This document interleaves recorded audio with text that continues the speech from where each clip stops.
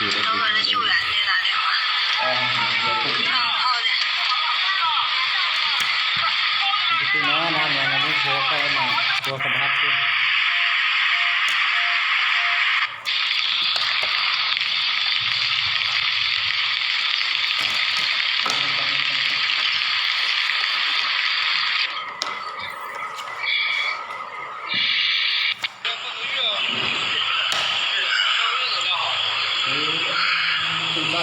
Môn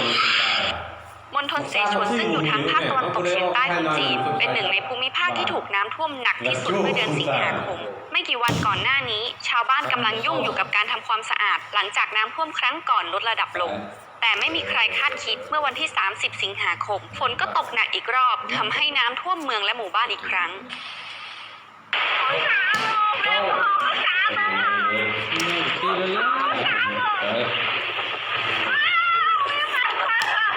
โอ้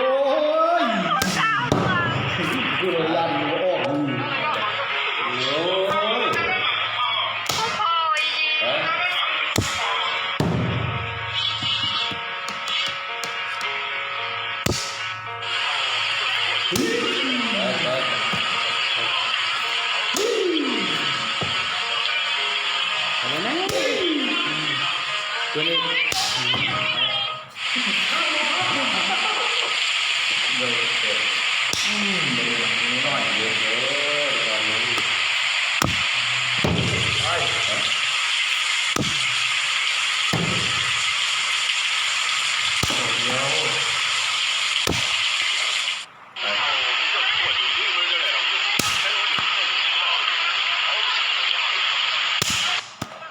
ในบางพื้นที่น้ำท่วมถึงหน้าต่างชั้นล่างของที่อยู่อาศัยและไหลทะลักเข้าผ่านรอยต่อของหน้าต่าง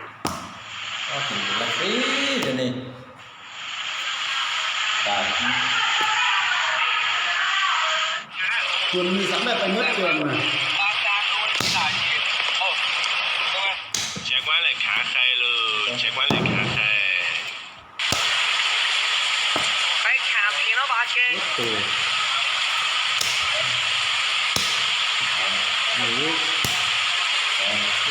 มันมีเด้จ้าเกินมีเด้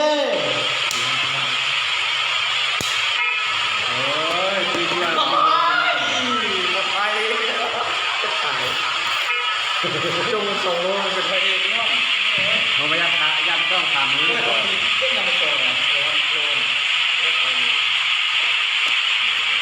อ่าน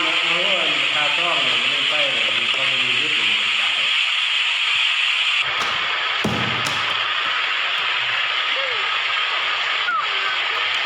คนน่ะโอเคมองเลยเก่งเลยกินแต่จอกเดียวได้ว้าสองจอกแต่จอกนึงมันเป็นเสียเลยจอกนึงมันตีไพ่ผิดเลยเอาถึงบ่มจอกนึงสงสัยตีไพ่ผิด2เทื่อปี2เทื่อแต่นั้นมันเป็นงานว่าตัวนั้นพวกเจ้าเทศนี่มันแม่แล้วว่าที่บุ้มนี่นัดอีไหลหนูกิน2จอกเขื่อนอยู่จินแตกนี่คนตาลายใช่ไหมมั้งปลาไล่ตายแตกคุณมีท่วมอยู่อ่ะเลยแล้วยังมีพายุมาอยู่ใกล้ฝั่งเขาญี่ปุ่น哦，你天啊，好崩溃哦！车子直接被冲进走廊，我的车子好着的哦，好吓人哦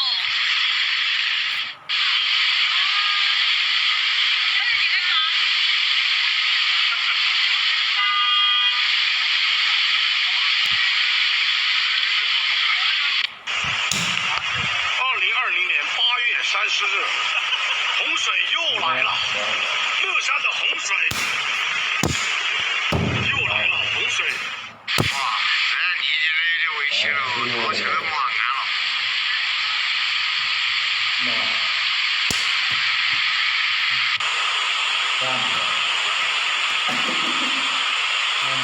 เอาแล้ว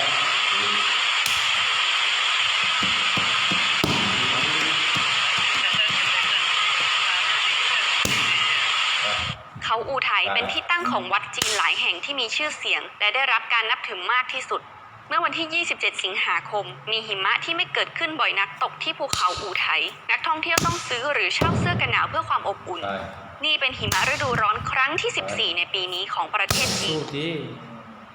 เพชรคืออีก โอ้แล้ว เอาผิดกินจอกหนึงลบผิด สี่ให้นะเดี๋ยว เดี๋ยวสามแปด ไป เฮ้ยเขามีจะนี่กันดีละนี่จะหนักกว่า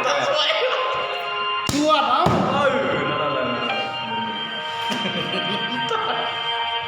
เนี่ย เซ็งมี2 อันหรือ2ไอ้น้อง พายุลูกเห็บรุนแรงทั้งสองลูก แน่ตีไหมเอง ของเขตปกครองตนเองมองโกเลียในเมื่อวันที่ 1 กันยายน พื้นที่ถูกปกคลุมด้วยลูกเห็บหนาเป็นชั้น เออ 3 พิษตัวเดียว เออ นี่คือว่า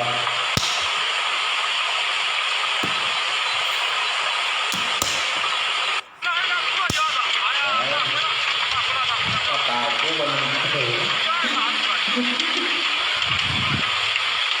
โอ้ยอะไรอะไรนี่ออก 哎呀，这天气，这3天第2场大冰雹，这场冰雹可大了。看看， จำภายในเดียวเอ๊ะ บอกเอา ภายในก็หมดแล้วไปเบาแล้ว เฮ้ยมันแล้ว